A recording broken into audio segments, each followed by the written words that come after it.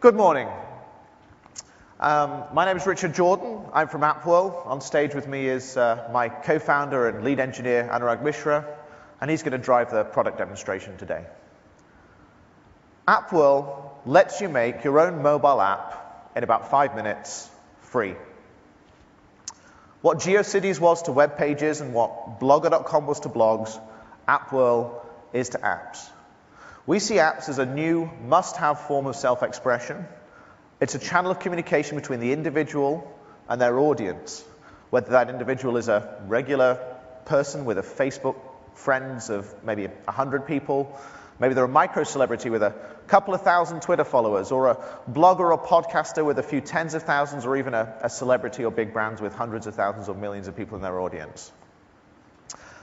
So, in order to produce your app on AppWhirl, you go to appwhirl.com, and I think what we need to do is show you how you make your app.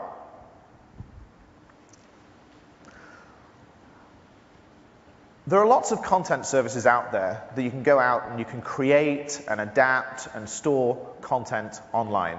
So we don't make you put anything into our own proprietary content management system. We leverage those existing web-based services. AppWhirl is based on modules, and we have modules for all of those services you know and love: Twitter, Facebook, Flickr, YouTube. We have modules for commenting and user forums and chat if you want to build a community around your app. Alternatively, if you want to actually monetize your app, we have ad units that you can insert and ad modules that let you generate some revenue from your app. So let's build an app around me, and let's anchor it on my blog. So we can go to either the general RSS feed icon, but my blog's on Tumblr, so we drag the Tumblr icon over and we start building the blog. We put in my username, Richard Jordan, and it'll pull my blog feed and it'll start building in the simulator. Now maybe I want to bundle that with my Twitter feed. So again, Twitter icon, we drag it on, we drop it on the simulator, we enter my Twitter username, Richard D. Jordan, and if you want to see if we really are live, you can go and see if these really are my latest tweets. And again, it's on there. What else? Maybe my family back in the UK wants to see the latest pictures I updated from a family trip on Flickr, or maybe the YouTube videos of the kids at the beach. So again, drag the icon over, put in the username, and it pulls the feed. So basically, we can do this with as many modules as we like. So now these are the features that I want. I now maybe want to change the theme, which is the color scheme, the background image, the splash screen that loads when you load up the app first of all. Now I can customize every single one of these elements individually, or I can just go and pull from one of the pre-built themes. And for speed, we're going to use one of the themes. So that's the app that I want to use. That's the app that I want to launch. So we click submit, we go out there. At the back end, our system will build your app. It'll submit it to the various app stores. We manage that whole life cycle for you: the submission, the approvals process if it needs one. If you want to push out updates and change your app, we do that for you too. We manage the full life cycle of the app. So let's see what one of these apps looks like. So as you can see, it pulls in the content feed. If it's video or audio, it'll download that when you're first on Wi-Fi.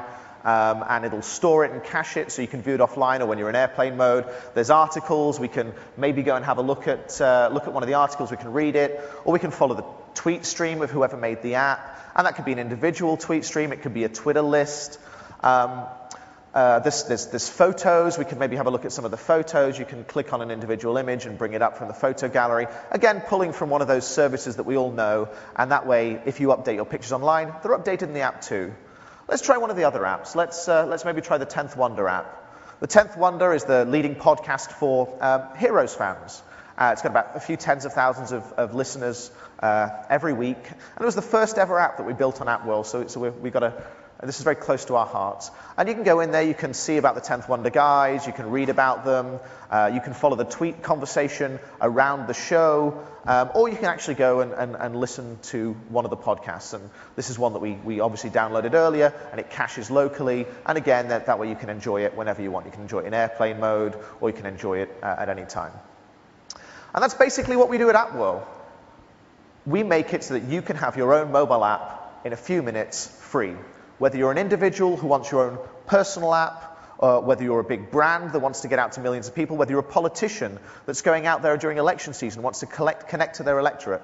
We see apps as a new channel of communication, but importantly, it's a channel that the audience opts into by giving up that precious piece of screen real estate on that device that they're doing more and more of their media consumption through, whether it's a smartphone or an iPad or one of these app-enabled TV that's going to be all over the holiday season shopping market. AppWhirl lets you make your own app in about 5 minutes, free. It really is that simple. Thank you.